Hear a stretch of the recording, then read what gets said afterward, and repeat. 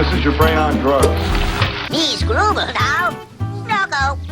Hey dummies, welcome back to Game Baking, a show where I dissect and discuss the creation of a video game from scratch while taking on the One Game a Month challenge. For the month of May, I was planning on participating in the Squarespace Jam, but before doing that jam, I thought it would be a good idea to do a warm-up jam of sorts by participating in the 10th edition of the Low Effort Jam. It's an easygoing jam where you put as little effort as possible to make a game based on the theme. While I did put in a little more effort than necessary, I was so happy with what I ended up with that I decided to just make this the main jam for the month and skip the Squarespace Jam altogether. This is it. The theme.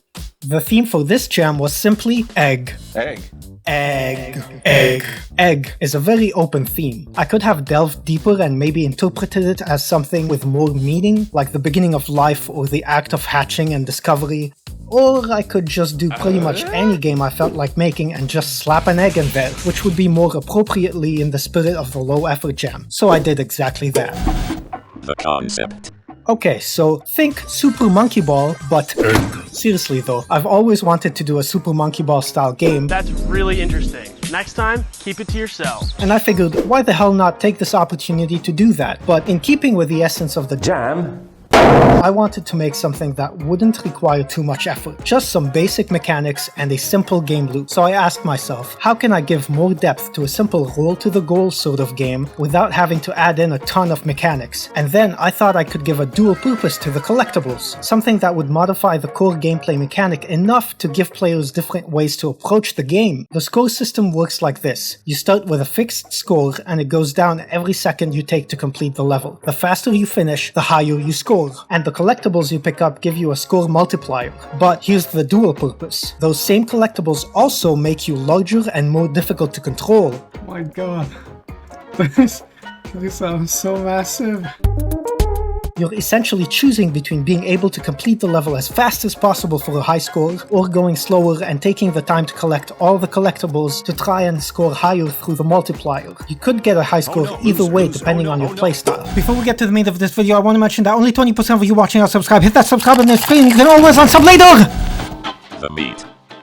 I started by borrowing an egg model from the internet. I wanted the movement to be physics-based, so I made it a rigid body and gave it an egg-shaped collider. I then coded in some basic controls. Pressing a directional key applies a force to the egg in that direction, causing it to roll. Wow, I'm already halfway done! I planned on using Pro Builder to put together some basic levels. That's the quickest approach for me to take since I'm not a modeler and my experience with Blender has been less than ideal. So I quickly put together the first level using basic shapes. I needed to teach the player the basic concepts of the game, so I put the goal in plain sight and put a bunch of turns to force the player to use the mouse to rotate the camera. Once that was in place, it was time to design and place the collectibles. And what better thing to use as collectibles but chickens, or chimpkins as I call them in-game, because I like to pretend that this is how my cat refers to chicken when she begs for some.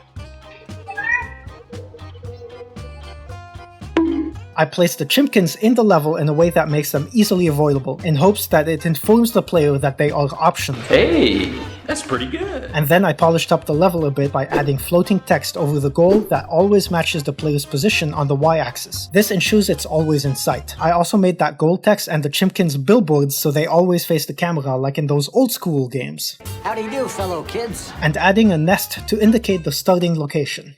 The nests, fuck, I can't say that word. The nest's texture is literally just me scribbling lines in Photoshop. When you collect a chimpkin, I simply increase the egg's scale. I use Dutween for a smooth scaling transition, which prevents any clipping issues that may occur with a more sudden change in size. I noticed that the egg eventually gets large enough to clip through the camera, so I used Cinemachine's Orbit camera to put 3 camera tracks around the egg. Those ring-shaped tracks move farther apart and grow in size every time the egg's scale increases. Good enough. Before moving on to making more levels, I wanted to complete the gameplay loop and put together some UI. I'd rather have something fully playable with just one level than an unplayable mess with multiple levels. I started by adding the death and respawn mechanics. This was pretty simple to do. I just plopped a giant cube underneath the level, made it large enough to make sure you can't clip through it without triggering the collision, and made sure to remove all of the egg's momentum and velocity when it collides with the death box, so it can be moved back to the spawn point without flying off the platform. I found that respawning at the initial spawn point was too big of a punishment, especially if the score timer didn't reset when you die. You might as well just restart the level with a fresh score timer. So I added a very basic checkpoint system. It's essentially just a dictionary that contains a game object associated to an index. When you collide with one of these checkpoint objects, your current checkpoint index value is updated to that object's index. If you die, the game simply takes the position of the game object associated to your current checkpoint index and moves you to that point instead of the spawn point. It's not perfect, but it serves its purpose. Next was the UI. I needed to display the score, your multiplier, and show a message when you hit a new checkpoint. I thought of displaying other stuff like your death counter or time elapsed, but then I figured it's better to keep it simple and avoid overwhelming the player and just showing all those stats at the level end screen instead. Here's the UI I ended up designing. One of my livestream viewers suggested I change this to checkpoint reached, and so I did. Now the game was one step closer to ultimate perfection.